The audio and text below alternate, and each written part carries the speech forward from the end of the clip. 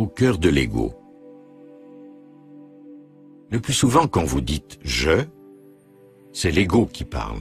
Comme je l'ai expliqué, l'ego est fait de pensées et d'émotions, d'un fatras de souvenirs auxquels chacun de nous s'identifie en tant que moi et mon histoire. Mais, même si le contenu de l'ego varie d'une personne à une autre, sa structure est toujours la même. Tous les égos se nourrissent d'identification et de division. Pour maintenir la pensée « je », l'ego a besoin de la pensée opposée, l'autre. L'idée de « je » ne peut survivre sans l'idée de l'autre. En bas de l'échelle de ce scénario inconscient de l'ego, on trouve l'habitude compulsive de se plaindre des autres et de leur donner tort. La récrimination est une des stratégies que l'ego préfère pour se renforcer. Chaque doléance est une petite histoire que votre mental invente et en laquelle vous croyez complètement. Que vous vous plaigniez à voix haute ou en pensée ne fait aucune différence. L'attribution d'étiquettes aux gens, quand vous parlez d'eux à d'autres, ou quand vous pensez à eux, fait partie du même scénario. Que ce soit sous forme d'insinuations, d'insultes, de cris et de hurlements ou de violences physiques, la dévalorisation de l'autre n'a qu'un but: combler le besoin de l'ego d'avoir raison et de triompher. De plus, les doléances et l'étiquetage mental s'accompagnent toujours de ressentiment. Cette émotion redonne davantage d'énergie à l'ego. Avoir du ressentiment veut dire se sentir amer, indigné, lésé ou offensé. Vous en voulez aux autres parce qu'ils sont cupides, malhonnêtes et qu'ils manquent d'intégrité. Vous leur en voulez pour ce qu'ils font, ce qu'ils ont fait, ce qu'ils ont dit qu'ils feraient et n'ont pas fait, pour ce qu'ils auraient dû faire ou ne pas faire. L'ego adore ça. Au lieu de fermer les yeux sur l'inconscience des autres, vous l'associez à leur identité. Parfois, le défaut que vous percevez chez l'autre ne s'y trouve même pas. Il s'agit d'une interprétation totalement erronée, d'une projection du mental conditionnée à voir des ennemis partout. D'autres fois, le défaut est là, mais en mettant l'accent sur celui-ci, vous l'amplifiez. Et malheureusement, ce à quoi vous réagissez chez l'autre, vous le renforcez chez vous. L'ego aime se plaindre et éprouver du ressentiment non seulement envers les autres, mais également envers les situations. C'est toujours la même rengaine. Ceci ne devrait pas se produire, je ne veux pas être ici, je ne veux pas faire ça, ou on me traite injustement. Mais il ne faut pas confondre se plaindre avec informer quelqu'un d'une erreur ou d'un manque afin que la situation puisse être redressée. L'ego n'entre pas en jeu si vous dites à un serveur que votre soupe est froide et qu'il faudrait la réchauffer, du moins si vous vous en tenez au fait toujours neutre. Par contre, en disant « Comment osez-vous me servir de la soupe froide ?» vous vous plaignez. Vous faites entrer en jeu un « me » qui aime se sentir personnellement offensé par la soupe froide et qui va tirer le maximum de la situation en donnant tort à l'autre. Ce genre de plainte est au service de l'ego, pas du changement. Il est alors évident que l'ego ne veut pas réellement de changement afin de pouvoir continuer à se plaindre. Voyez si vous réussissez à discerner la voix dans votre tête au moment même où elle se plaint de quelque chose. Reconnaissez-la pour ce qu'elle est, c'est-à-dire rien de plus qu'un schème mental conditionné, une pensée. Chaque fois que vous remarquerez cette voix, vous réaliserez également que vous n'êtes pas la voix, mais celui qui en est conscient. En fait, vous êtes la conscience qui est consciente de la voix. En arrière, il y a la conscience, et en avant, la voix, le penseur. De cette façon, vous commencez à vous libérer de l'ego, à vous libérer du mental. Dès l'instant où vous devenez conscient de l'ego en vous, il n'est plus à proprement parler l'ego, mais juste un vieux schème mental conditionné. Comme ego veut dire inconscience, conscience et ego ne peuvent coexister. Il se peut que le vieux schème mental survive et réapparaisse pendant un certain temps. Cependant, chaque fois qu'il est reconnu, il s'affaiblit. Outre le ressentiment, les récriminations peuvent aussi être accompagnées d'une émotion plus forte, comme la colère ou toute autre forme de contrariété. La charge énergétique de la plainte étant plus forte, cette dernière se transforme en réactivité, qui est une autre façon que l'ego adopte pour se renforcer. Bien des gens attendent toujours que certaines situations se présentent pour pouvoir réagir, se sentir agacés ou dérangés, et il ne leur faut pas grand temps pour en trouver. « C'est scandaleux, disent-ils. Comment oses-tu? Je déteste ça. » Ils ont développé une tendance à la contrariété et à la colère, comme d'autres en développent une aux drogues. En réagissant à ceci ou à cela, ils affirment et renforcent le sens de leur identité. Le ressentiment qui dure s'appelle rancune. C'est une forte émotion négative reliée à un événement ayant parfois eu lieu il y a longtemps et que l'on entretient par la pensée compulsive en se répétant l'histoire dans sa tête. Pendant que vous ressassez et sentez la rancune, l'énergie émotionnelle négative qui lui est rattachée peut déformer votre perception d'un événement ou influencer la façon dont vous parlez ou agissez avec une personne dans le présent. Une forte rancune arrive à contaminer de grands secteurs de votre vie et à vous maintenir sous l'emprise de l'ego. Il faut beaucoup d'honnêteté pour reconnaître que vous abritez de la rancune et qu'il y a quelqu'un dans votre vie à qui vous n'avez pas complètement pardonné.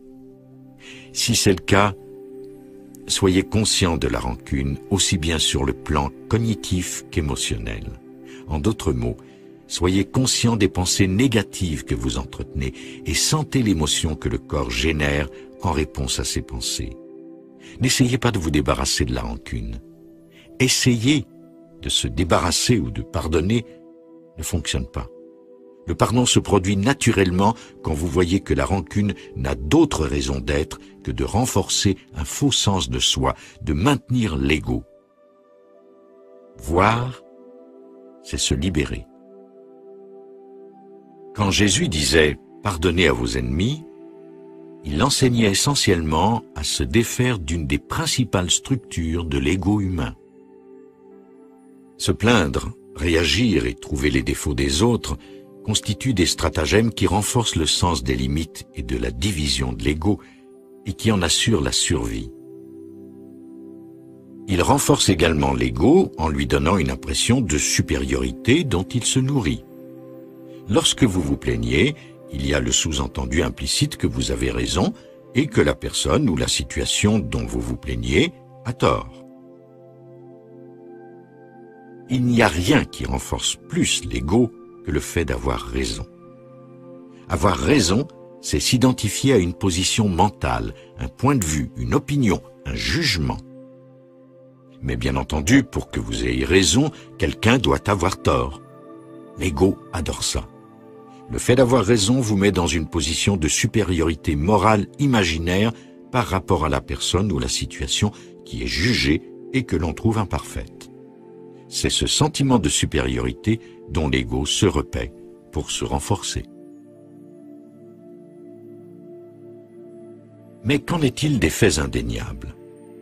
Par exemple, si vous dites que la lumière se déplace plus rapidement que le son et qu'une autre personne prétend que c'est le contraire qui est vrai, vous avez évidemment raison et l'autre tort.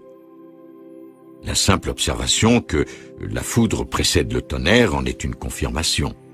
Donc, non seulement vous avez raison, mais vous savez que vous avez raison. L'ego joue-t-il un rôle là-dedans? Peut-être, mais pas nécessairement. Si vous énoncez simplement ce que vous savez être vrai, l'ego ne joue aucun rôle, puisqu'il n'y a aucune identification à une position mentale. Mais une telle identification peut facilement intervenir.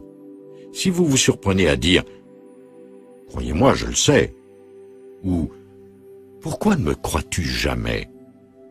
dites-vous que l'ego a déjà fait son entrée en scène. Il s'est caché derrière le petit mot « moi » ou « me ». Le « je » s'est senti diminué ou offensé parce que quelqu'un n'a pas cru ce que « je » a dit. Pensez-vous que vous défendez la vérité? Non, car la vérité n'a pas besoin d'être défendue. C'est vous que vous défendez, ou plutôt l'illusion de vous-même, le substitut créé par le mental. Il serait encore plus précis de dire que c'est l'illusion qui se défend elle-même. Reconnaissez l'ego pour ce qu'il est. Un dysfonctionnement collectif, la folie de l'esprit humain. Lorsque vous le voyez pour ce qu'il est, il est plus facile de ne pas réagir. Vous ne prenez plus les choses personnellement. Il n'y a plus récrimination, reproche, accusation, tort. Personne n'a tort. C'est l'ego. C'est tout. La compassion naît quand vous reconnaissez que tout le monde souffre de la même maladie mentale, certains davantage que d'autres. Alors, vous n'alimentez plus le drame qui est propre à toute relation fondée sur l'ego. La célèbre chanson des Rolling Stones, devenue maintenant un classique, I Can't Get No Satisfaction, est la chanson de l'ego par excellence. L'émotion sous-jacente qui gouverne l'activité de l'ego est la peur. La peur de n'être personne, la peur de ne pas exister, la peur de mourir. Toutes les activités de l'ego cherchent au bout du compte à éliminer cette peur. Mais tout ce que l'ego réussit à faire, c'est à la masquer temporairement avec une relation intime, une nouvelle possession ou une victoire. L'illusion ne vous satisfera jamais. Seule la vérité de ce que vous êtes, quand elle sera réalisée, vous libérera. D'une certaine façon, tous les enseignements sont des panneaux indicateurs. La voie spirituelle peut comporter des pièges. Vous vous identifiez à une forme particulière dans laquelle se présente un enseignement et vous dites « D'accord, je suis bouddhiste » et l'autre dit « Eh bien, je suis soufi ». Et l'autre encore dit « Eh bien, je suis bouddhiste zen et vous êtes de tendance Theravada. En réalité, le zen est supérieur. » Ces identifications peuvent constituer des obstacles. L'ego peut s'insinuer à tout moment sur la voie spirituelle. L'ego veut dire qu'une nouvelle image de qui vous êtes s'est reformée dans votre mental. C'est un phénomène très subtil qu'on peut observer en soi qui s'appelle la comparaison. L'ego aime à se comparer. La comparaison est un stratagème de l'ego. Alors l'ego se compare subtilement à d'autres, et chaque fois, l'ego a un sentiment d'infériorité ou de supériorité. Il se manifeste contre d'autres. Je ne suis peut-être pas aussi bien que cette personne, ou aussi savant, ou aussi spirituel que tel autre. Voilà l'ego. Ou lorsqu'on se dit « je suis plus spirituel que cette personne, je pratique depuis plus longtemps », ou « ma tradition est meilleure que celle de cette personne », alors c'est l'ego supérieur qui intervient. L'ego s'adonne à ce jeu même pour avoir une image de vous-même en tant qu'être spirituel. Le fait d'essayer de vivre selon une image mentale, d'essayer d'être spirituel, de se considérer comme un être spirituel, est un autre piège de l'ego. Alors on devient plus inconscient à certains égards. Et malgré votre pratique de la méditation, si vous avez de vous-même l'image d'un être spirituel, vous devez nier beaucoup de choses qui surviennent en vous. Si vous les regardiez ouvertement, ils vous diraient « Oh non, tu n'es pas si spirituel ». Vous devez les repousser. S'il survient de la colère, par exemple, et si cela ne convient plus à votre image de vous-même, vous la repoussez. Et alors, elle continue d'accumuler de l'énergie, comme dans une bouilloire. C'est une bouilloire sur laquelle vous avez mis le couvercle, et la vapeur s'accumule, et alors, soudain, vous éclatez. Vous êtes déprimé. Dans le christianisme, on a souvent tenté de vivre selon l'image qu'on se fait d'un bon chrétien. On fait beaucoup d'efforts, et dans ce cas, tout ce qui ne convient pas à cette image doit être repoussé. Mais on ne peut pas le repousser à jamais. À un certain point, l'inconscience émerge à nouveau et vous noie dans la rage, l'anxiété, la dépression, les sautes d'humeur.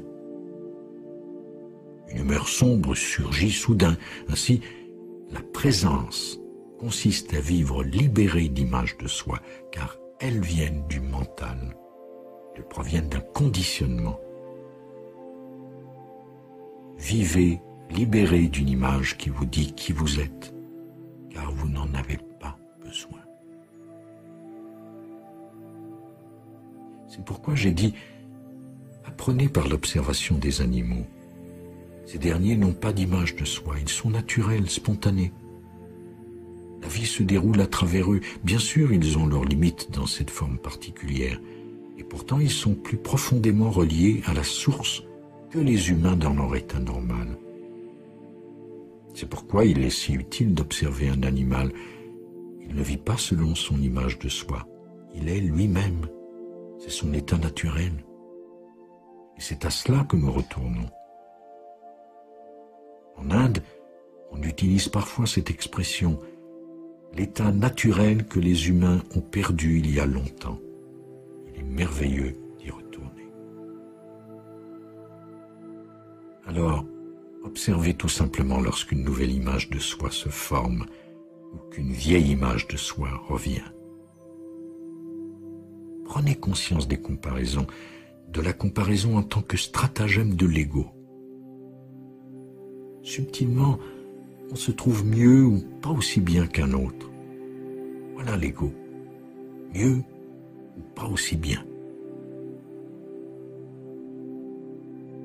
Être sur la défensive est un autre indice que vous vivez selon l'image que vous avez de vous-même.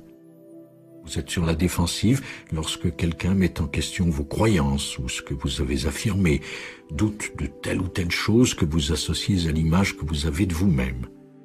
Vous êtes toujours en train de défendre une image. Votre nature véritable n'a pas besoin d'être défendue. Votre nature véritable est si forte qu'elle ne peut subir d'attaque. Elle dépasse tout ce qui pourrait être jugé ou attaqué. Lorsque vous observez, vous n'êtes plus pris au piège de ce mouvement inconscient. L'inconditionné surgit lorsque vous observez qu'une image a surgi dans votre mental et que vous vous y êtes identifié. Vous en prenez soudainement conscience. Vous observez que vous êtes sur la défensive à propos d'une position que vous avez prise. Vous vous êtes identifié à une position qui veut dire qu'une image de vous s'est formée dans votre mental et qu'il faut la défendre. Chaque fois que vous êtes sur la défensive, sachez que vous vous êtes identifié à une illusion.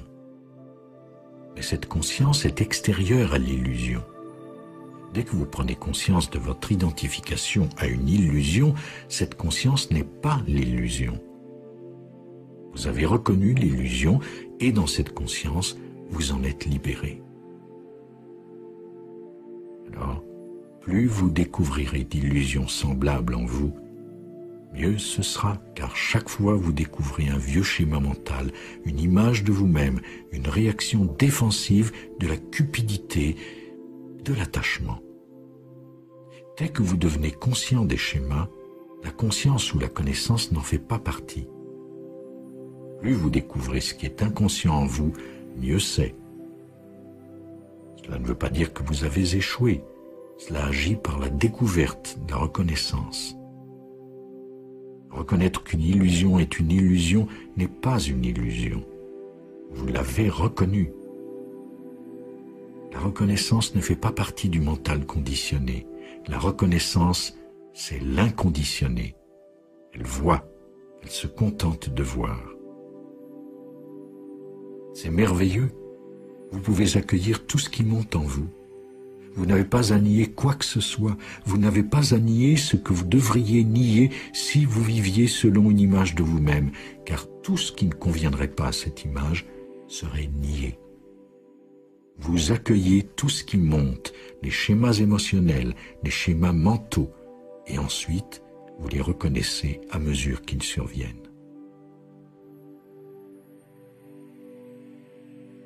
Le fait d'accueillir implique une conscience, et celle-ci ne fait pas partie du mental conditionné. Quand je dis « laisser monter », cela implique une présence qui observe le schéma à mesure qu'il se déroule, soit dans votre tête ou à l'extérieur en tant que schéma de comportement lorsque vous parlez à quelqu'un. Contentez-vous d'observer. Plus vous voyez, plus la conscience grandit. Plus vous découvrez des schémas inconscients en vous-même, plus la conscience grandit. Alors, il ne vous vient plus à l'esprit de dire « Oh, je ne devrais pas me sentir ainsi, je ne devrais pas avoir cette pensée, je ne devrais pas... » Cela n'arrive plus. Le fait de laisser monter les états intérieurs constitue une pratique merveilleusement libératrice.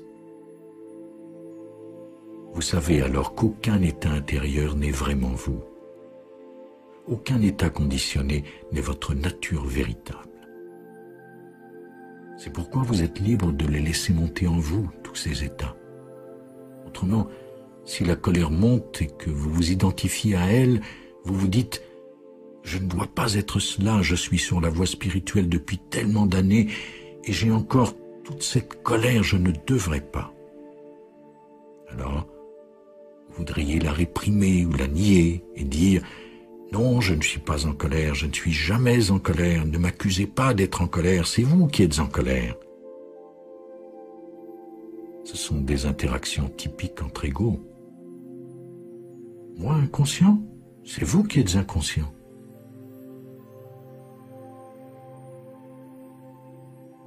Et observez à quel point la nature de l'attitude défensive est mécanique. Elle se déclenche presque comme une horloge, quasi automatiquement. Quelqu'un pousse le bouton et la réaction survient. Les gens qui vous connaissent au bout d'un certain temps n'ont qu'à pousser le bouton s'ils veulent obtenir une réaction, comme avec un robot. Le processus de la pensée est en majeure partie involontaire, automatique et répétitif chez la plupart des gens. Ce n'est rien d'autre qu'une sorte d'électricité statique mentale qui n'a pas de raison d'être réelle.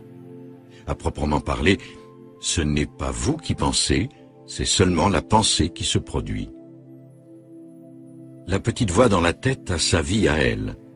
La plupart des gens sont à sa merci, ce qui signifie qu'ils sont possédés par la pensée, par le mental. Étant donné que le mental est conditionné par le passé, vous êtes ainsi forcé de le jouer et le rejouer sans cesse. En plus de la pensée, il y a une autre dimension à l'ego, celle de l'émotion, qui n'est pas tout à fait distincte de la première. Ceci ne veut pas dire, bien entendu, que toutes les pensées et toutes les émotions sont le fruit de l'ego. Celles-ci deviennent ego seulement lorsque vous vous identifiez à elles et qu'elles prennent totalement possession de vous, c'est-à-dire lorsqu'elles deviennent le « je ». L'organisme physique, votre corps, est doté de sa propre intelligence et cette intelligence réagit à ce que votre mental dit. Elle réagit à vos pensées. Par conséquent, l'émotion est la réaction du corps à votre mental. L'intelligence du corps est bien entendu une partie indissociable de l'intelligence universelle, une de ses innombrables manifestations. Elle donne une cohésion aux atomes et molécules qui constituent votre organisme physique. Elle est le principal organisateur sous-tendant le fonctionnement de tous les organes du corps. Ce n'est pas vous qui faites fonctionner votre corps, c'est l'intelligence. Ceci est vrai pour de nombreuses formes de vie. Cette intelligence confère à l'organisme la capacité instinctive de réagir à toute menace ou défi. Chez les animaux, elle génère des réactions semblables aux émotions humaines, la colère, la peur, le plaisir. On pourrait considérer ces réactions instinctives comme des formes premières d'émotions. Dans certaines situations, les êtres humains ont des réactions instinctives, comme les animaux. Face au danger, quand la survie de l'organisme est menacée, le cœur se met à battre plus vite, les muscles se tendent, la respiration s'accélère pour se préparer à la fuite ou à l'attaque. Quand nous sommes coincés, une soudaine montée intense d'énergie donne au corps une force qu'il n'avait pas auparavant.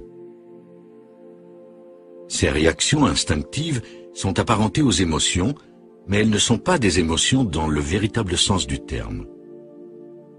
Voici quelle est la différence fondamentale entre une réaction instinctive et une émotion. Une réaction instinctive est la réaction directe du corps à une situation extérieure quelconque. Une émotion est la réaction du corps à une pensée. Une émotion peut également être une réaction à une situation réelle, mais elle sera perçue à travers le filtre de l'interprétation mentale, c'est-à-dire qu'elle sera conditionnée par les concepts mentaux de bien et de mal, des goûts particuliers, de moi et de mon. Par exemple, il est très probable que vous ne ressentirez aucune émotion si on vous dit que la voiture de quelqu'un a été volée. Par contre, si on vous dit que c'est votre voiture qui a été volée, vous serez probablement énervé. Bien que le corps soit intelligent, il ne peut faire la distinction entre une situation réelle et une pensée. Il réagit comme s'il s'agissait de la réalité. Il ne sait pas qu'il s'agit simplement d'une pensée. Pour le corps, une pensée véhiculant de l'inquiétude et de la peur signifie « je suis en danger » et il réagit en conséquence, même si vous êtes étendu la nuit dans un lit bien chaud et bien confortable. Le cœur bat plus vite, les muscles se tendent, la respiration s'accélère. Il y a une intensification de l'énergie. Mais, comme le danger n'est qu'une fiction du mental, cette énergie n'a pas d'exutoire. Elle est en partie renvoyée vers le mental qui la met à contribution pour générer davantage de pensées anxieuses. Le reste de l'énergie devient toxique et interfère avec le bon fonctionnement du corps. La composante émotionnelle de l'ego diffère d'une personne à une autre. Chez certains égos, elle est plus importante que chez d'autres.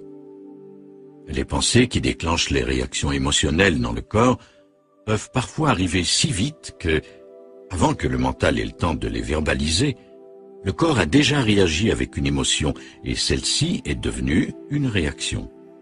Ces pensées prennent leur source dans le conditionnement de la personne, en général dans celui de la tendre enfance. L'énoncé « on ne peut pas faire confiance aux gens » est le genre de supposition inconsciente que fait une personne dont les relations avec ses parents et ses frères et sœurs n'ont en rien permis d'inspirer ou de susciter la confiance. Voici quelques autres suppositions inconscientes communes. Personne ne me respecte ni ne m'apprécie. J'ai toujours besoin de me battre pour survivre. Je n'ai jamais assez d'argent. Je ne mérite pas l'abondance. Je ne mérite pas l'amour. Ces suppositions inconscientes créent des émotions négatives dans le corps qui engendrent ensuite une activité mentale et des réactions immédiates. Mais qu'est-ce qu'une émotion négative? C'est une émotion qui est toxique pour le corps et qui interfère avec l'équilibre et l'harmonie de ce dernier.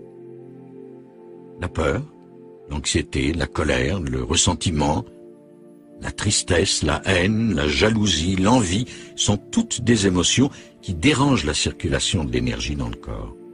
Elles troublent le cœur, le système immunitaire, la digestion, la production d'hormones, etc.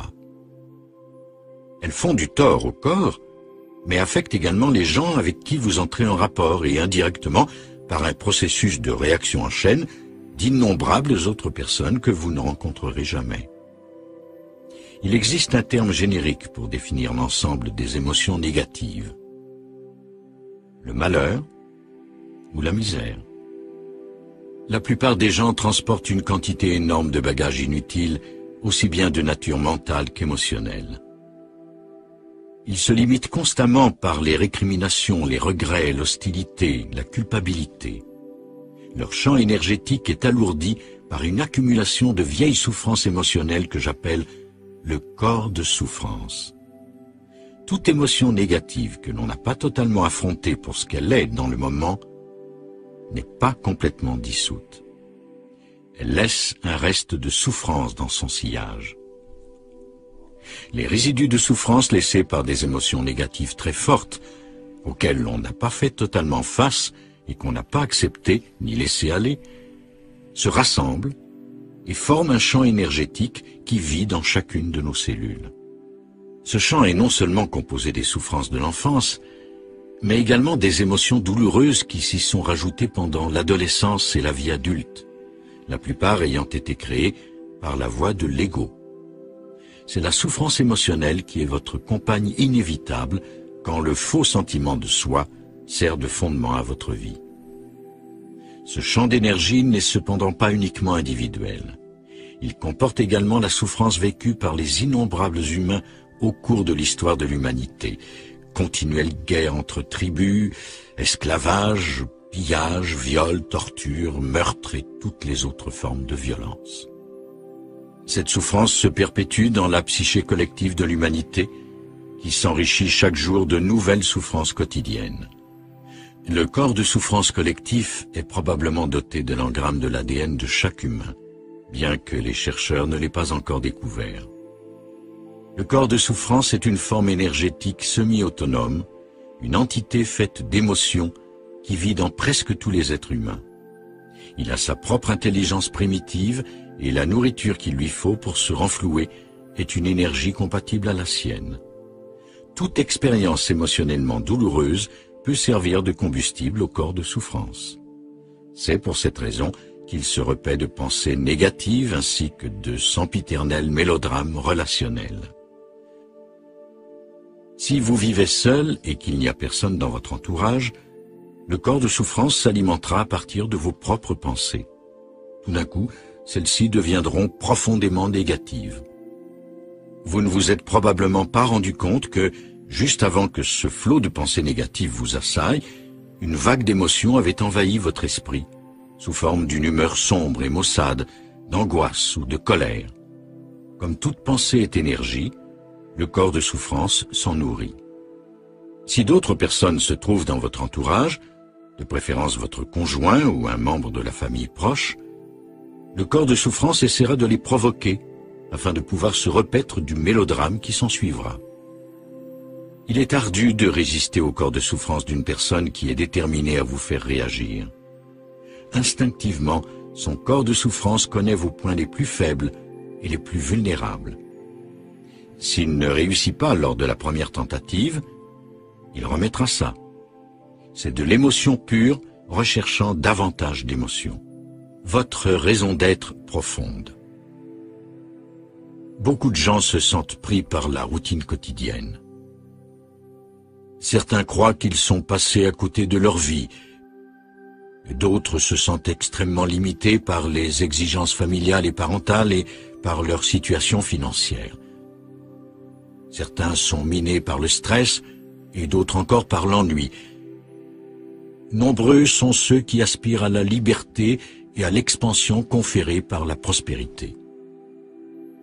De nombreux autres jouissent déjà de la liberté qu'accorde la prospérité et découvrent malgré tout que celle-ci ne suffit pas à donner un sens à leur vie.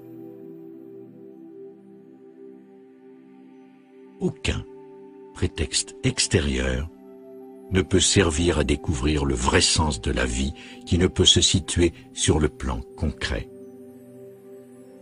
Notre raison d'être ne concerne pas ce que nous faisons, mais ce que nous sommes. Elle concerne notre état de conscience. La chose la plus importante à réaliser est la suivante. Votre vie a une raison d'être intérieure et une raison d'être extérieure. L'intérieur est primordial et concerne l'être. L'extérieur est secondaire et concerne le faire.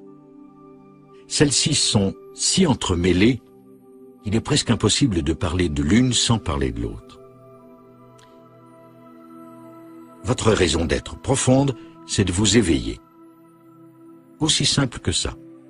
C'est la raison d'être que tous les humains de cette planète ont en commun. Elle fait essentiellement partie de la raison d'être du grand tout, de l'univers et de son intelligence. Quant à votre raison d'être extérieure, elle peut changer avec le temps et varier beaucoup d'une personne à l'autre. La trouver et se syntoniser sur elle est ce qui nous permet de manifester notre raison d'être concrète. Sans cette syntonisation, vous pouvez certes accomplir un certain nombre de choses par l'effort, la détermination, la combativité, le travail acharné ou la ruse. Mais aucune joie n'émane de ces accomplissements, qui finissent invariablement par la souffrance sous une forme ou une autre.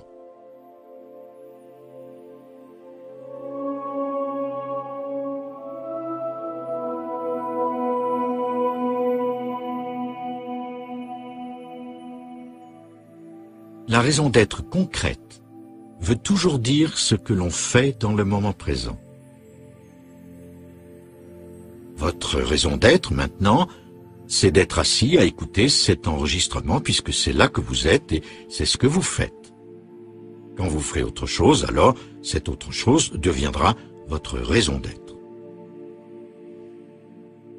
Pour la plupart des gens non éveillés, la raison d'être, c'est avoir un objectif global dans la vie, un objectif important et significatif qui donne un sens à ce qu'ils font. Pour eux, déplacer des papiers dans un bureau, conduire un autobus ou changer la couche d'un bébé ne fait pas partie d'un objectif significatif. Aussi longtemps qu'ils sont inconscients de l'être, ils chercheront une signification seulement dans la dimension du faire et du futur, autrement dit, dans la dimension du temps. Et toute signification ou satisfaction se transformera en déception à un moment donné et sera invariablement détruite par le temps. La signification que nous trouvons sur ce plan n'est que relativement et temporairement vraie. Par exemple, si l'éducation de vos enfants donne un sens à votre vie, que se produira-t-il lorsque ceux-ci n'auront plus besoin de vous ou ne vous écouteront plus? Si le fait d'aider les autres donne un sens à votre vie, vous dépendez des autres plus que de vous pour continuer à donner un sens à votre vie et à vous sentir bien. Si c'est le désir d'exceller, de faire et de réussir qui donne un sens à votre vie, que se passera-t-il si vous ne réussissez jamais ou si votre bonne étoile vous abandonne un jour comme cela se produira probablement? Il vous faudra alors recourir à vos souvenirs et à votre imagination, compensation bien maigre pour donner un sens à votre vie. Réussir dans un domaine quelconque n'a de sens que si des milliers ou des millions de gens ne réussissent pas. Il faut donc que d'autres êtres humains échouent pour que votre vie ait un sens. Je ne dis pas qu'aider les autres, prendre soin de vos enfants ou viser l'excellence soient des choses sans valeur. Mais cette raison d'être extérieure est toujours relative, instable et impermanente. Cela ne veut pas dire qu'il faut vous abstenir de vous engager dans ces activités. Cela veut dire que vous devez les harmoniser avec votre raison d'être première et intérieure pour donner un sens plus profond à ce que vous faites. Si vous ne vous alignez pas sur votre raison d'être première, tout objectif que vous vous donnerez, même si c'est de créer le paradis sur terre, sera un produit de l'ego et sera détruit par le temps. Tôt ou tard, il mènera à la souffrance. Si vous ne tenez pas compte de votre raison d'être profonde, peu importe ce que vous ferez, même si cela a l'air de nature très spirituelle, l'ego s'immiscera dans le comment et le moyen viendra corrompre la fin.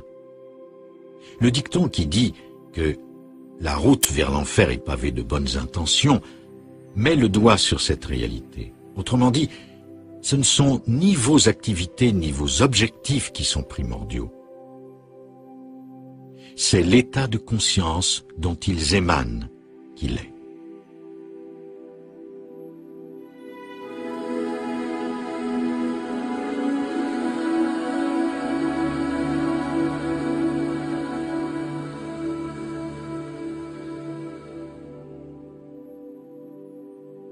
L'accomplissement de votre raison d'être première jette les bases d'une nouvelle réalité, d'une nouvelle terre. Une fois que les bases sont là, votre raison d'être extérieure prend une forte coloration spirituelle, étant donné que vos objectifs et intentions ne font qu'un avec la pulsion évolutive de l'univers. La dissociation de la pensée, de la conscience, élément central de notre raison d'être, s'effectue quand on élimine le temps. Bien entendu, je ne parle pas ici du temps qui sert pour prendre des rendez-vous ou à planifier un voyage. Je ne parle pas du temps horloge, mais du temps psychologique. Cette habitude profondément ancrée du mental à chercher la plénitude de la vie dans le futur, où elle ne peut être trouvée, et d'ignorer le seul point d'accès à cette plénitude, le moment présent. Lorsque vous considérez ce que vous faites ou ce que vous êtes comme la principale raison d'être de votre vie, vous éliminez le temps. Ceci vous donne un pouvoir incroyable. L'élimination du temps dans ce que vous faites crée un lien entre vos raisons d'être intérieures et extérieures, entre l'être et le faire. Lorsque vous éliminez le temps, vous éliminez l'ego. Alors, soyez loyal envers la vie en étant loyal envers votre raison d'être intérieure. Dès que vous devenez présent et par conséquent total dans ce que vous faites, vos gestes se dotent d'une force spirituelle. Quand vous rencontrez des gens au travail ou ailleurs, accordez-leur votre attention totale.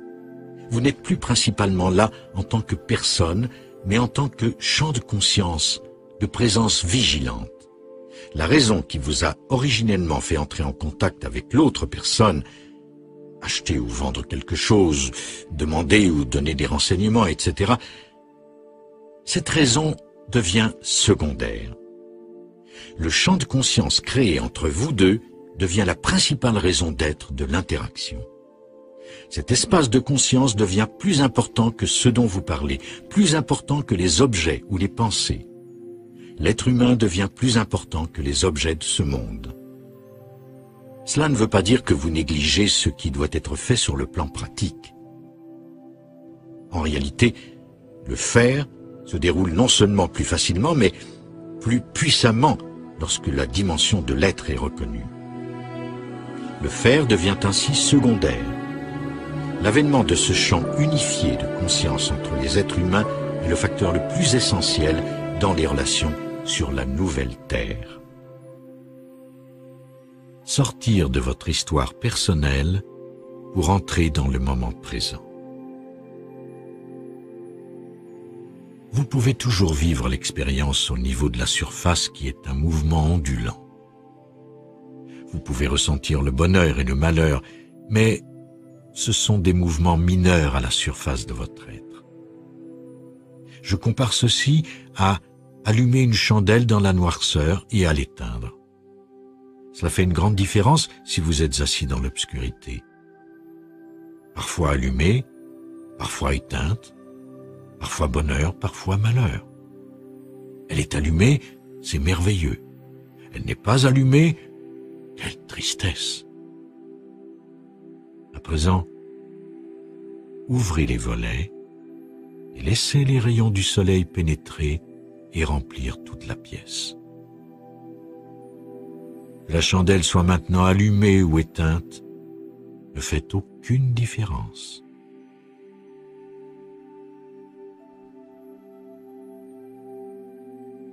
Un cours en miracle l'explique de cette façon. Plutôt que de voir l'ensemble, vous isolez chaque instant. Vous ne prenez que cela parce que c'est la manifestation extérieure de votre vie à cet instant. Vous isolez ce moment et le reconnaissez comme étant hors du temps. Vous vous y accrochez, surtout quand les choses deviennent difficiles dans votre vie. C'est un signal pour prendre du recul dans la conscience de l'espace, surtout si les circonstances de votre vie sont très lourdes.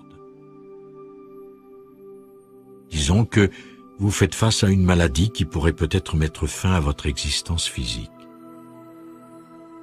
Vous pourriez y faire face, et cela effacera immédiatement tout autre problème que vous pensiez avoir et qui dévoile leur aspect insignifiant. Mais il est possible que vous le perceviez comme un problème qui n'en est pas un.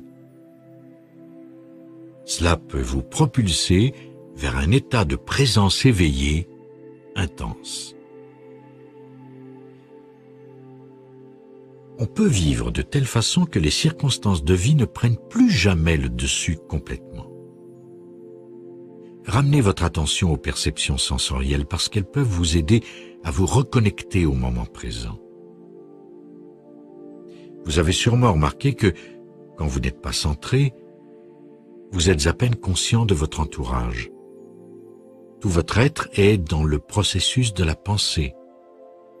Puis, quand vous ramenez votre attention, subitement vous regardez autour de vous. Vous trouvez alors que ce n'est pas si mal, que ce moment n'est pas si mauvais. Les circonstances sont peut-être atroces, mais si on isole ce moment, ce n'est pas si mal. Prenons un exemple. Un homme est assis dans une pièce dénudée. Les murs sont remplis de graffitis. Il y a une fenêtre avec des barreaux où apparaît un petit bout de ciel. Soudain, il perçoit quelque chose de plus que le visible. C'est le début de l'état d'éveil. Les perceptions sensorielles sont là, mais il prend également conscience d'une vivacité intense, d'un éveil sous-jacent en lui. Il y a maintenant un espace qui entoure ces formes limitées, ces formes qu'il voyait comme limitatives. Peu importe les circonstances, cela a peu d'importance quand vous découvrez les profondeurs de ce qui est en vous. Vous devez d'abord pénétrer dans le moment présent pour qu'il vous révèle sa profondeur. Vous y trouvez la paix et la joie qui ne dépendent pas des hauts et des bas de la conscience-objet. La joie, ce sont les rayons de soleil qui sont toujours là. Les hauts et les bas de la conscience-objet sont la flamme de la chandelle. Parfois elle est allumée, parfois elle ne l'est pas. C'est comme ça.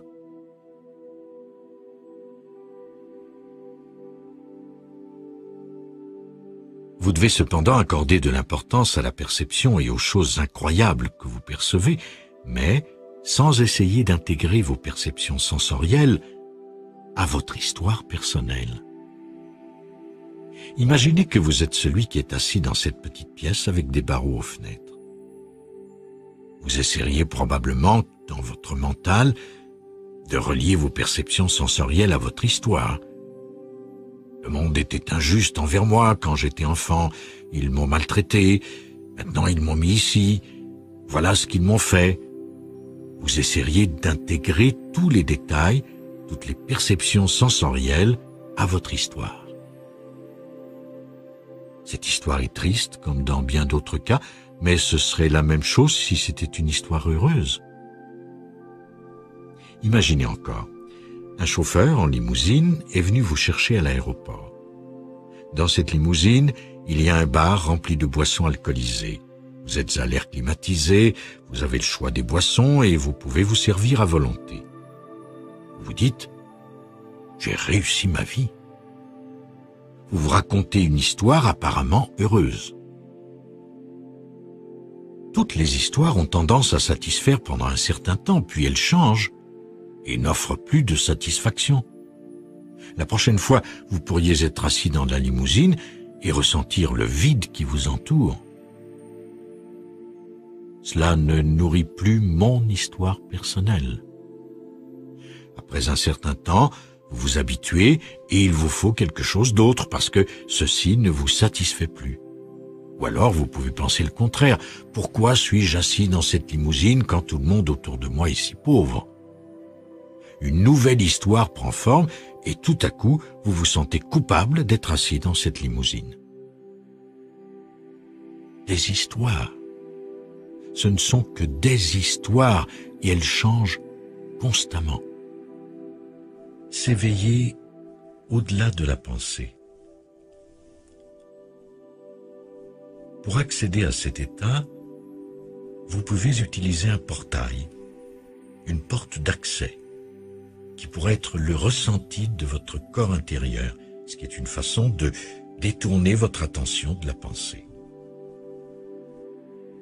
Rappelez-vous ceci, quand vous ne pensez pas, vous êtes plus intelligent, plus éveillé, plus vivant que lorsque vous pensez. La différence est telle que l'état de l'identification avec la pensée est comme le sommeil ou la contrée des rêves. Et vous vous éveillez alors au-delà de la pensée. Voilà pourquoi dans les traditions spirituelles, le mot-clé est l'éveil.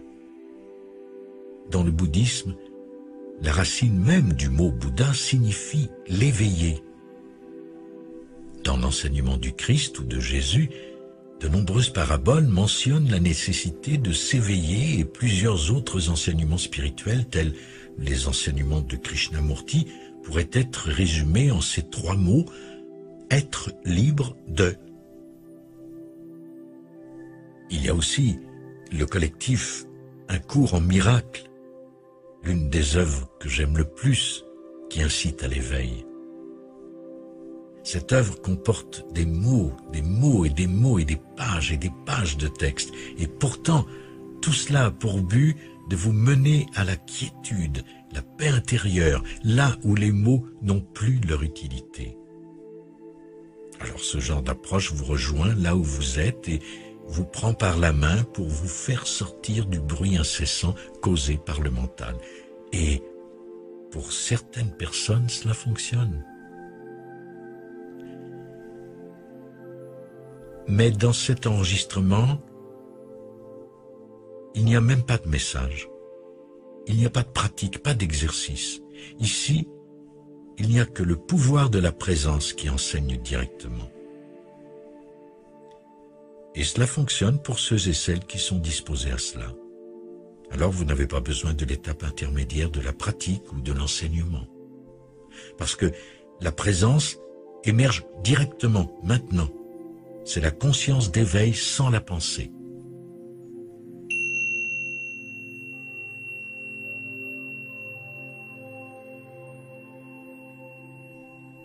Ramana Maharshi, que plusieurs d'entre vous connaissent, était un sage très respecté qui a vécu dans la première moitié du XXe siècle.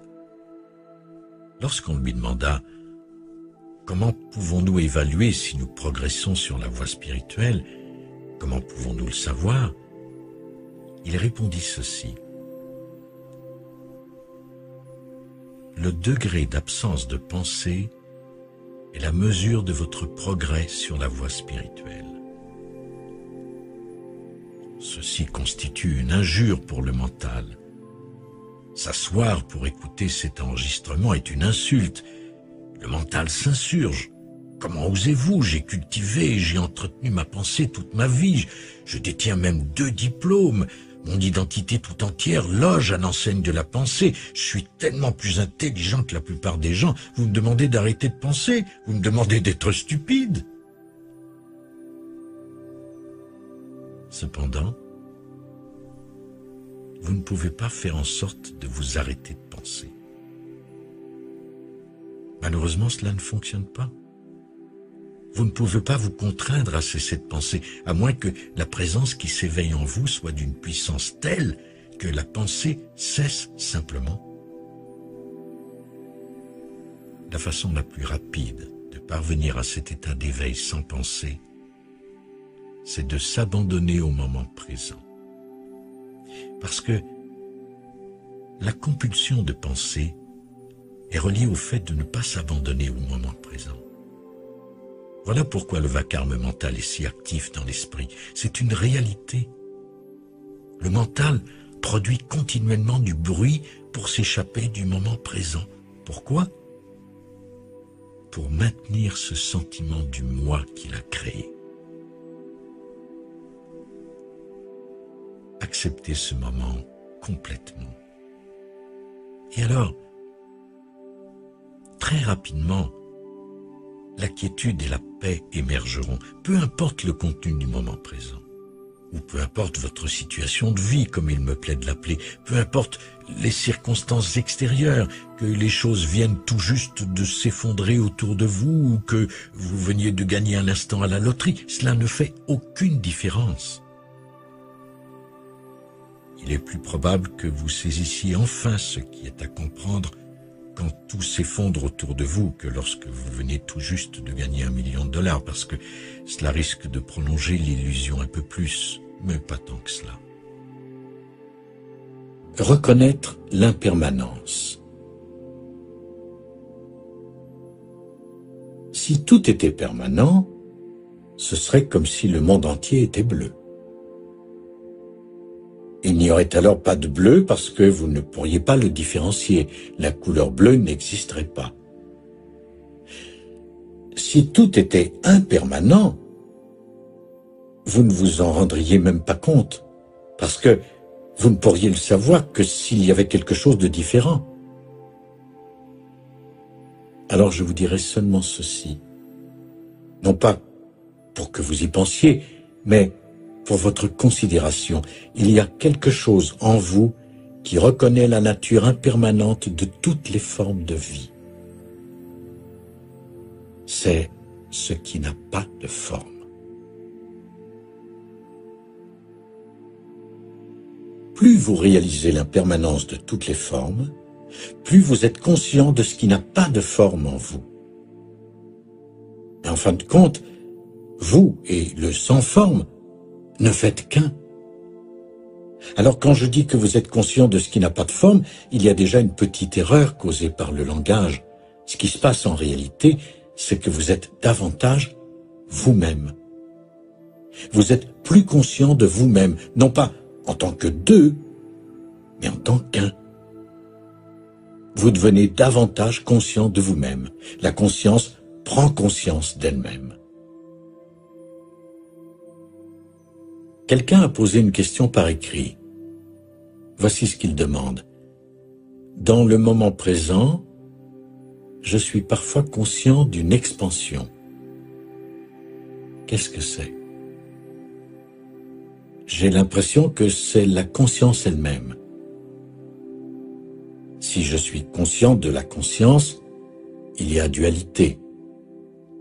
Laquelle suis-je? Voilà une bonne question. C'est l'impression que nous avons quand nous en parlons,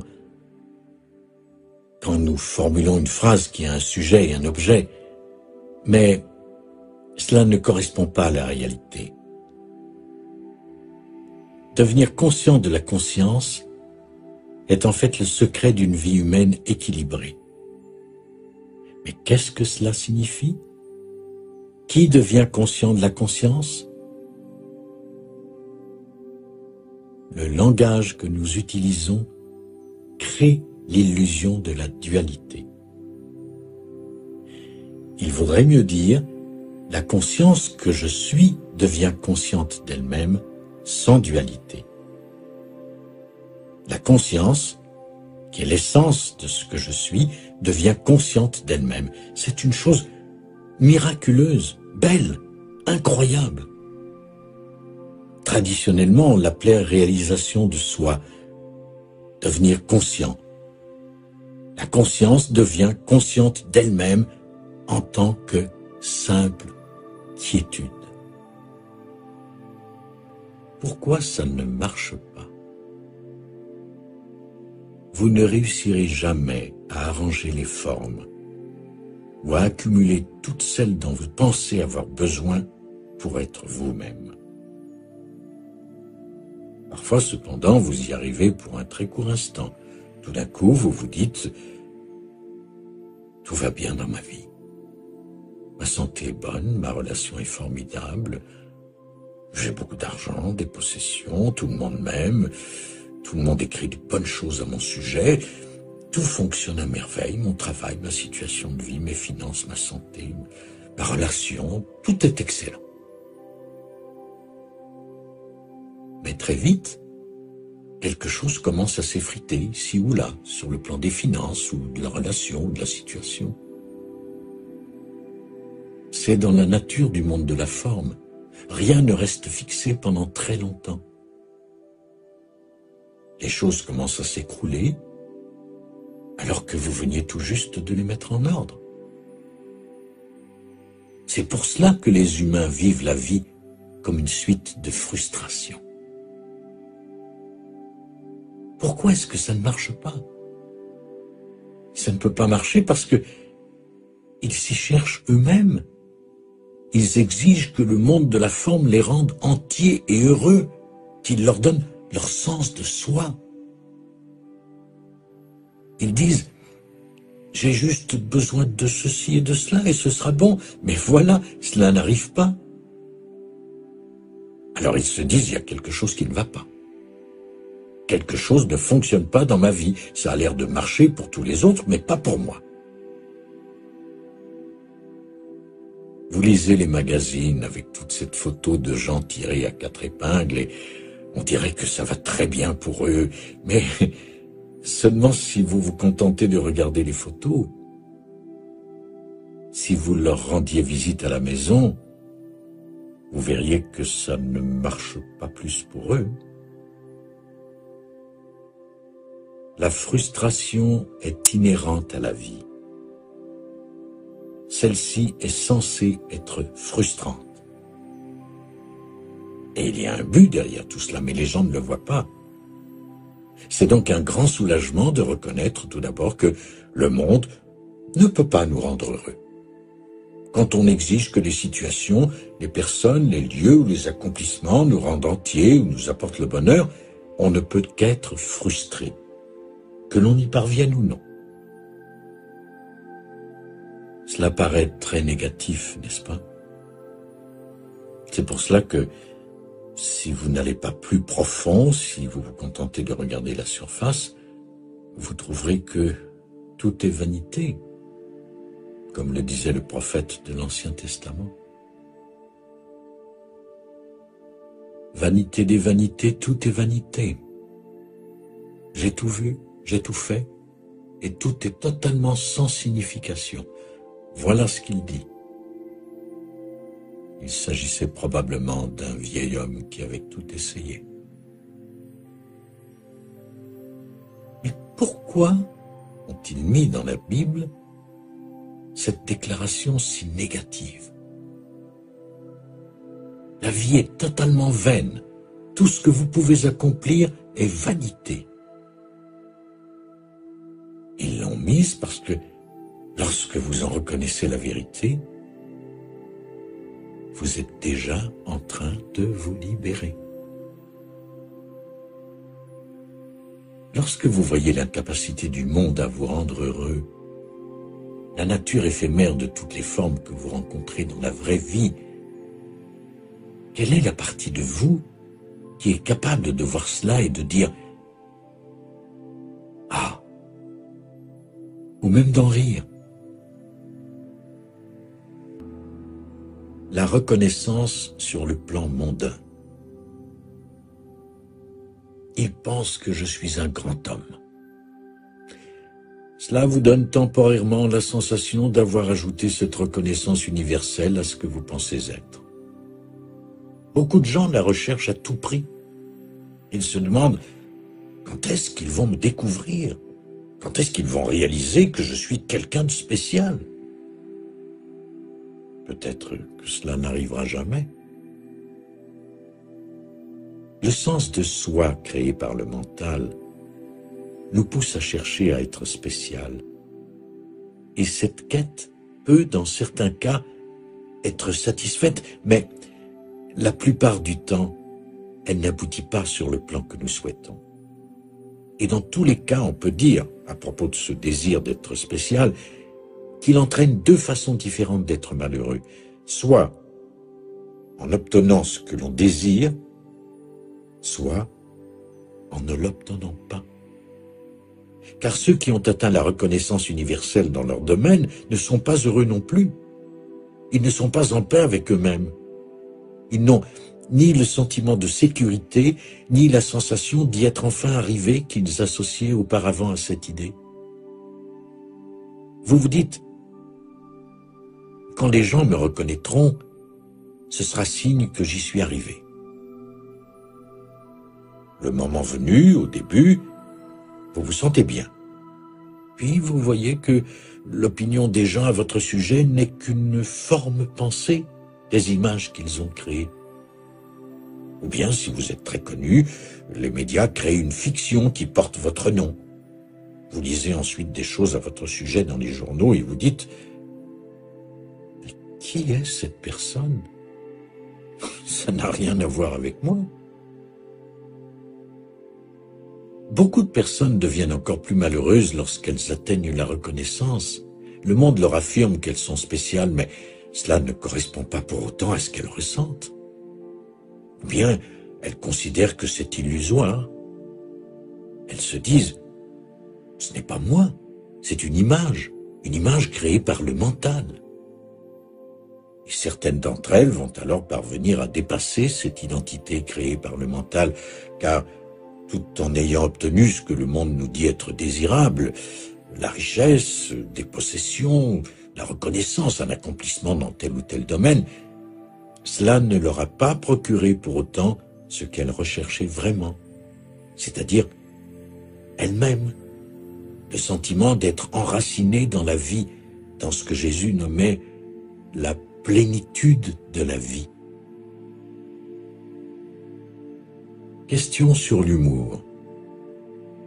Une personne m'a dit « Vous utilisez beaucoup l'humour, le rire dans votre présentation et on dirait qu'il y a beaucoup de rire en vous. J'ai le sentiment qu'une fois que la chose drôle est dite et que le rire commence, c'est aussi un portail vers la présence. Pouvez-vous nous en parler ?» Les formes font semblant d'être sérieuses. L'humour jaillit spontanément chaque fois que nous regardons le monde de la forme et que nous constatons que l'existence normale, c'est-à-dire l'identification à la forme, est une forme de folie. Quand vous le voyez dans votre propre vie, c'est une vision libératrice. Pendant un instant, nous sommes libérés des vieilles formes conditionnées. Il y a une relaxation spontanée. C'est ce qui provoque le rire. Alors c'est extrêmement libérateur. Plus vous riez du monde de la forme, non pas de façon malveillante, mais en toute liberté, plus vous pouvez voir que toutes les formes ont la prétention d'être terriblement sérieuses. Le monde veut être pris au sérieux. Toutes les situations nous disent « Je suis extrêmement grave ». Et si vous n'avez pas suffisamment d'espace à l'intérieur de vous, alors effectivement, chaque situation est terriblement grave. Le monde de la forme perd de son sérieux quand vous vous enracinez dans ce qui n'a pas de forme. Le rire surgit plus fréquemment, même dans des situations relativement improbables, mais cela ne signifie pas pour autant que vous manquez d'empathie ou de compassion. Quand je rencontrais les gens individuellement, ils commençaient en général par me raconter leur histoire. À l'époque, je les laissais faire. Et pendant que j'écoutais ces histoires qui pouvaient être très tristes, il arrivait quelquefois que j'ai un sourire sur mon visage. Je ne sais pas pourquoi il était là, mais parfois les gens qui me racontaient l'histoire s'arrêtaient tout d'un coup et me demandaient « Pourquoi souriez-vous ? Est-ce que vous vous moquez de moi ?» Ce n'était pas le cas, mais j'avais du mal à leur donner une explication. Je manquais de mots pour le faire. Je ne souriais pas à propos de quelque chose qu'ils avaient dit, mais parce que je reconnaissais des pensées en moi et en eux. Sous leur récit, je reconnaissais la dimension dans laquelle l'histoire avait relativement peu de sens et dans laquelle ils se portaient très bien. La dimension en eux qui n'était jamais touchée par cette malheureuse histoire de qui vous êtes. C'est cette reconnaissance qui faisait apparaître le sourire. Il est arrivé un bon nombre de fois que les gens se fâchent parce qu'ils pensaient que je souriais à cause d'eux ou de leur histoire. celle-ci n'était plus autant prise au sérieux, tout comme ma propre histoire avait perdu sa gravité. Elle continuait à se dérouler d'une certaine façon, mais ce n'était plus une affaire sérieuse. Cela ne signifie pas pour autant que vous n'avez plus de respect pour le monde de la forme, ni que vous devenez indifférent aux choses, loin de là. Vous continuez d'entendre, et en tant qu'identité, ayant aussi une forme, vous restez capable de ressentir de l'empathie pour la souffrance de ceux qui s'identifient totalement à la forme. C'est un des aspects de la compassion. Vous savez parfaitement qu'être prisonnier de la forme signifie souffrir. Vous êtes passé par là, vous connaissez cette souffrance. Il y a donc cette empathie sur le plan de la forme, mais il y a aussi la reconnaissance de ce qui se trouve au-delà de la souffrance, en moi et en vous. Ce qui est une seule et même chose. Voilà les deux aspects de la compassion. D'un côté, nous partageons le fait d'être apparemment pris au piège de la forme, et de l'autre, nous partageons aussi la dimension de vie qui se trouve hors du temps et de la forme, dans laquelle nous sommes déjà libres. Réunissez les deux, et vous avez la véritable compassion. La compassion vraie ne signifie pas juste quand vous pleurez, quand l'autre personne pleure. Vous pouvez le faire, mais sous les larmes se trouve la joie. La joie qui connaît l'existence de ce qui n'a pas de forme. Qui sait que dans votre essence, vous êtes indestructible, qui le sait non pas en tant qu'idée abstraite, mais en tant que ressenti d'une prise de conscience en quelque sorte. L'humour est une chose merveilleuse et je suis sûr que Jésus et les autres maîtres en avaient beaucoup, tous les maîtres en avaient. Ce sont les disciples qui ont dit plus tard « Ah non, il ne faut pas mettre cette blague, ça ne fait pas assez sérieux ». Prenez garde aux maîtres spirituels très sérieux parce que même les maîtres zen qui ont l'air si graves ne le sont qu'en apparence. Il y a en eux énormément d'humour et vous le trouverez caché dans toutes les histoires zen et dans leur manière de traiter les gens. Les attentes. Vous aurez, envers l'orateur, des attentes qu'il ne pourra combler. Vous vous attendrez à recevoir, à vous identifier à travers ce qu'il dit ou à travers de nouvelles informations. Vous projetterez sur lui une image qu'il ne peut pas être. Vous direz peut-être « vous êtes le Messie ». Vous vous perdrez et vous ferez de celui qui parle une personne spéciale à travers laquelle vous cherchez à obtenir une forme de réalisation de soi. Et vous ne vous arrêterez pas là. Si vous dites « vous êtes le Messie », l'étape suivante sera que vous êtes l'un des disciples, l'un des élus. Et l'histoire recommence, une nouvelle religion 3000 ans plus tard, au même endroit. Alors, encore une fois, si vous écoutez sans vous reconnaître comme tel, sans être en contact avec la présence consciente dont fait partie votre être tout entier, vous vous ennuierez. Au début, l'orateur sera peut-être un tant soit peu amusant, mais après un petit moment, s'il n'est pas le Messie, il ne vous intéressera plus. Il ne vous aura pas donné ce que vous recherchiez.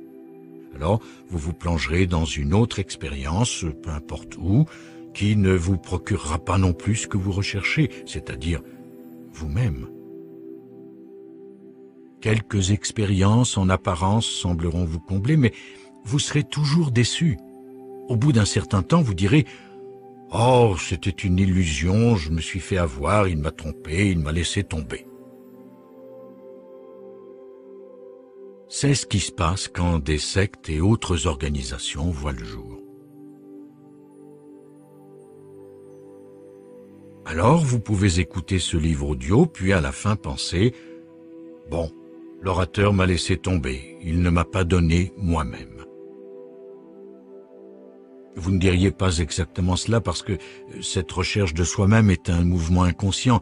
Cela prendra plutôt la forme de Je pensais qu'il nous donnerait 5 ou 6 techniques de ceci, et 8 ou 9 étapes pour atteindre cela, et 14 ceci et 16 cela, mais nous n'avons rien reçu de tel, et nous sommes sortis les mains vides.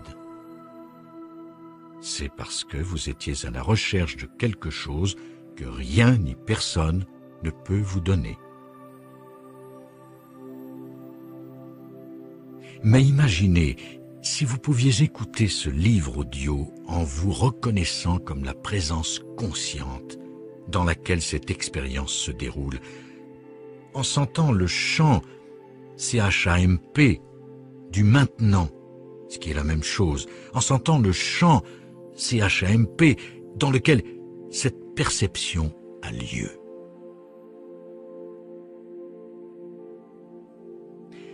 Un maître du début du XXe siècle appelait cela « se souvenir de soi ». Mais attention, il ne s'agit pas de penser à vous-même, c'est plus profond que cela. Vous réalisez que celui qui parle n'a jamais rien eu à vous donner et que vous-même n'aviez besoin de rien. Vous avez déjà ce qui compte réellement, qui est vous-même, l'essence de votre être. Et terminer l'écoute de cet enregistrement les mains vides sera donc une chose magnifique. Ce sera le vide.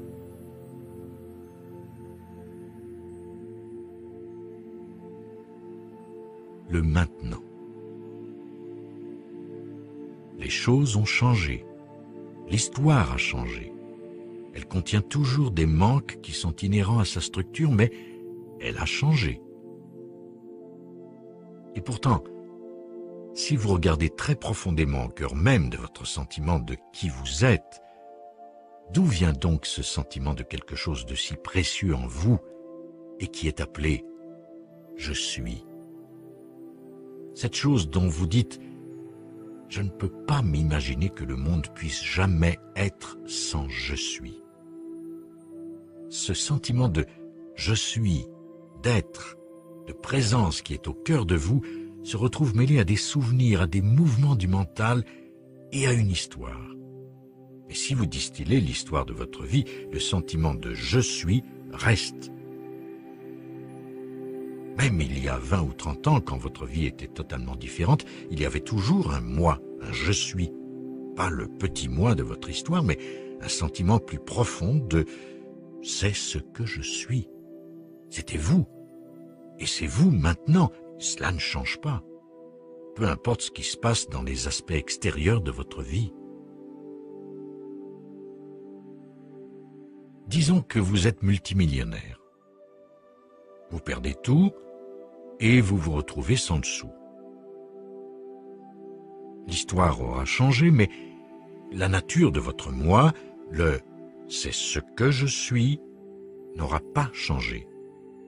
Ou à l'inverse, si demain vous gagnez $1 million, vous aurez une plus grande maison, vous aurez une histoire légèrement plus agréable à vous raconter et un sentiment de soi fictif qui se sera amplifié pour un petit moment. Ce sera bon, mais éphémère.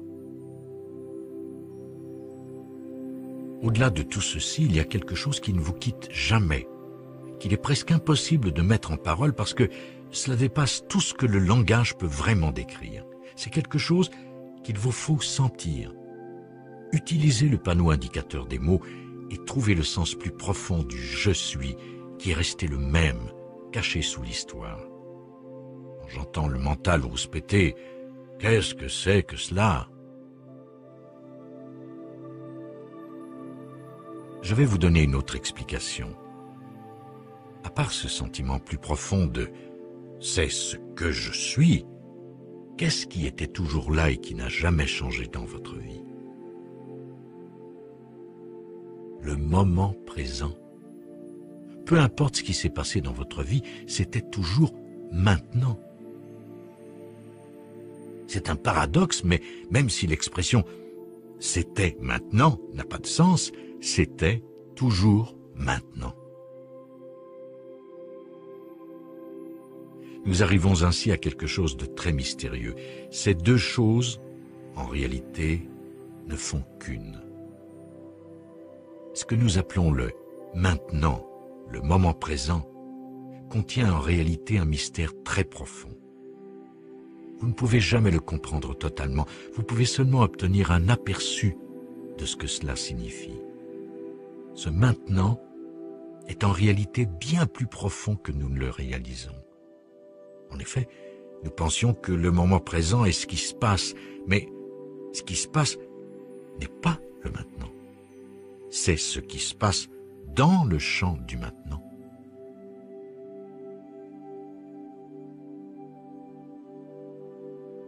Ce qui se passe change continuellement. Les choses vont et viennent. Vous allez quitter l'endroit où vous vous trouvez à l'heure actuelle et vous allez vivre une expérience totalement nouvelle après que vous soyez sorti. C'est pour cela que les gens pensent qu'un moment succède à un autre moment, et un autre moment, et ainsi de suite, mais ce n'est pas vrai. Si vous regardez plus profondément, il n'y a jamais qu'un moment, celui-ci. C'est toujours ce moment. Ce qui change, c'est la forme que prend ce moment. Celle-ci change continuellement. À cause des formes continuellement changeantes que prend ce moment, les gens croient qu'il y a des milliers de moments chaque jour, alors que chacun peut vérifier à travers sa propre expérience qu'il n'y a jamais qu'un seul moment, ce moment. Votre vie n'a jamais été et ne sera jamais pas maintenant, et vous ne serez jamais pas vous-même. Habitez le corps. Occasionnellement, lors de cet enregistrement, vous entendrez tinter des cloches. Il s'agit d'un signal que j'utiliserai pour vous rappeler d'être attentif, d'être entièrement présent et vigilant, plutôt que d'être perdu dans vos pensées.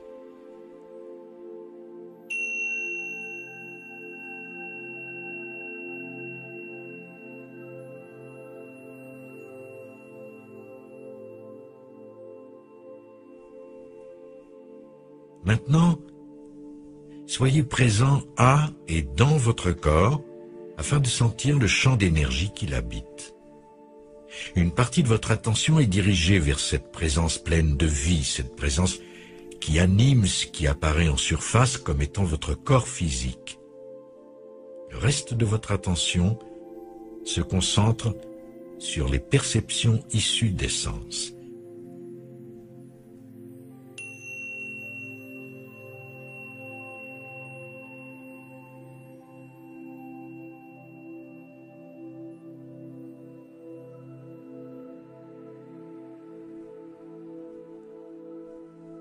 Dans cet état de vigilance, quelque chose de miraculeux se produit.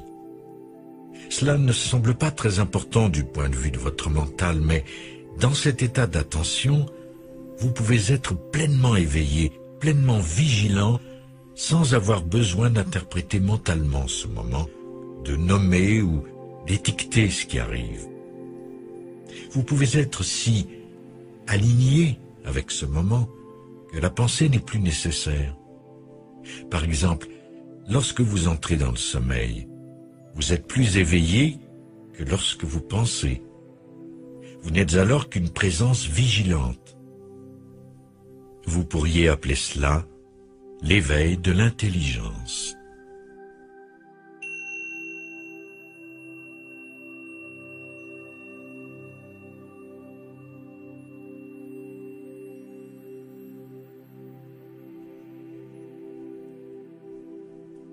En ce moment, pendant que je vous parle, il y a un courant sous-jacent aux mots que je prononce. Ce courant sous-jacent, c'est l'état de l'intention, l'état de conscience de la présence. Mais il y a tant d'obstacles à cet état de présence, des obstacles qui sont la résultante du conditionnement de l'esprit humain. Même les mots que j'utilise peuvent aisément obscurcir l'état de présence. Et pourtant, peu importe les mots qui surgiront, ce qui est important, c'est le courant de fond de la présence, c'est le champ silencieux en deçà des mots dont vous pouvez devenir conscient.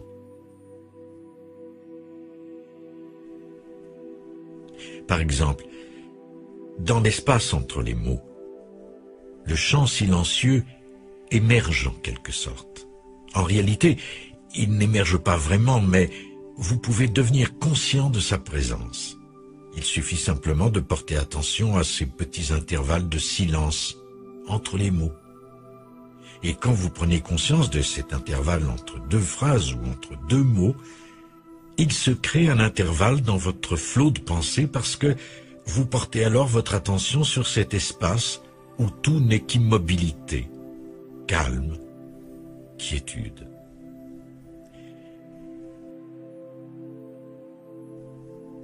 Et c'est ce nouvel état de conscience qui émerge en ce moment sur la planète et aussi en vous. Cet état où vous n'êtes plus piégé par le bruit de votre esprit, un état où vous n'avez plus conscience de celui ou celle que vous êtes, où vous ne vous définissez plus selon le bavardage incessant produit par votre mental. Vous ne fondez plus votre sentiment d'identité selon ce que vous dicte la pensée ou à partir de l'histoire personnelle que votre esprit ressasse continuellement et où vous puisez habituellement le sentiment de ce que vous êtes et de ce qu'est votre vie. Nous allons au-delà de ce sentiment restreint et personnalisé du moi autour duquel les humains ont vécu leur vie jusqu'à maintenant. Il s'agit donc d'un changement profond d'identité qui prend la relève.